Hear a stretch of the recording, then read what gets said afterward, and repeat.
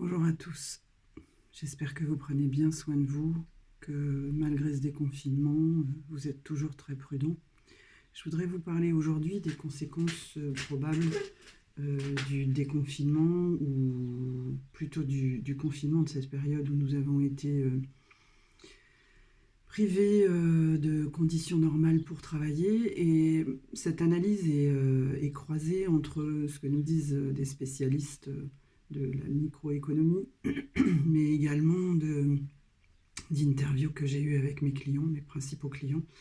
Et il était important pour moi de partager avec vous et puis d'avoir votre ressenti éventuel sur cette analyse. Euh, alors ce que nous disent les spécialistes, c'est que cette crise en termes économiques, elle est bien réelle et qu'ils envisagent une récession. En ce qui concerne les métiers du conseil, ils nous disent que 28%, une trentaine de pourcents des activités concernées en Europe risquent d'avoir des perturbations de leur activité. Mais ils nous disent également que cette crise est temporaire et qu'elle devrait ne pas excéder un semestre pour rétablir l'activité à son niveau normal. Maintenant, quelles seront les conséquences pour les cabinets de conseil RH? Il semblerait que les cabinets à haute valeur ajoutée, qui peuvent proposer des missions à haute valeur ajoutée, et plutôt orientés solutions, bénéficient des faveurs de leurs clients après cette crise. Évidemment, les formations distancielles ou les formations mixtes vont voir une augmentation de leur activité, puisque cette forme de formation a été considérablement développée pendant notre confinement. Un certain nombre d'analyses nous disent également que les missions en termes de stratégie d'entreprise et de ressources humaines, aux côtés des ressources humaines, seront prioritaires pour les chefs d'entreprise. Par contre, les missions dites de confort, ou les missions moins importantes et moins portées sur la stratégie et les RH, seront certainement reportées, sine et éventuellement annulées. Alors pour les entreprises maintenant, cette analyse est le fruit d'une concertation avec mes clients. Il est clair que certaines d'entre elles vont avoir un besoin de trésorerie aigu pour celles qui n'ont pas pu continuer normalement leur activité. Mais également, on constate chez ces entreprises une prise de conscience des difficultés et de l'impréparation de la gestion de la crise. Donc les besoins vont s'exprimer dans le domaine de la gestion de la crise et de la communication de la crise.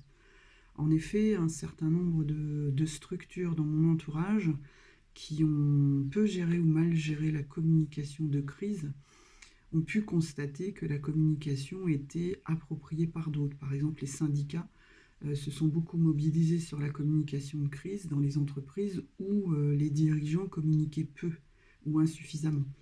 On observe également chez ces entreprises un besoin de cohésion. En effet, les équipes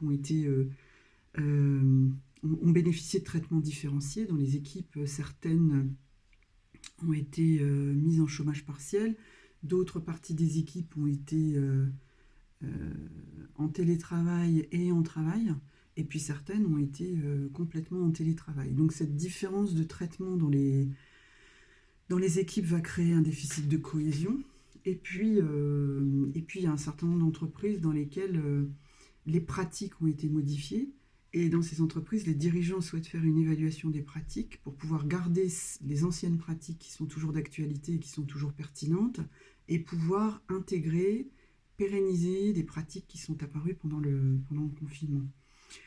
Et puis, dans ces entreprises, il y a un effet, la perte de sens, l'éloignement du sens et des objectifs au travail va nécessiter qu'on réaffirme ces objectifs, la stratégie d'entreprise, pour redonner du sens au travail. En effet, un certain nombre de personnes ont eu beaucoup de temps pour réfléchir, qu'ils soient managers ou qu'ils soient salariés, et dans ces réflexions, ces remises en question, à la fois des pratiques, mais aussi des priorités au travail, les entreprises vont certainement avoir besoin de cabinets, d'un regard extérieur pour pouvoir mener ces réflexions sur les pratiques, sur la cohésion, sur le sens au travail, sur la stratégie. Et j'espère qu'elles feront appel à des cabinets extérieurs, parce que ces réflexions, si elles ne sont pas conduites avec une tierce personne, risquent d'être moins pertinentes. Et puis surtout, le quotidien risque de reprendre le dessus. Et finalement, ces réflexions ne seront pas conduites, on n'aura pas mis à contribution cette crise et cet arrêt ou cette diminution de l'activité. Voilà ce que je voulais partager avec vous aujourd'hui. Toujours au travail, comme vous le savez, je n'ai pas arrêté mon activité et toujours à votre disposition pour ces sujets-là.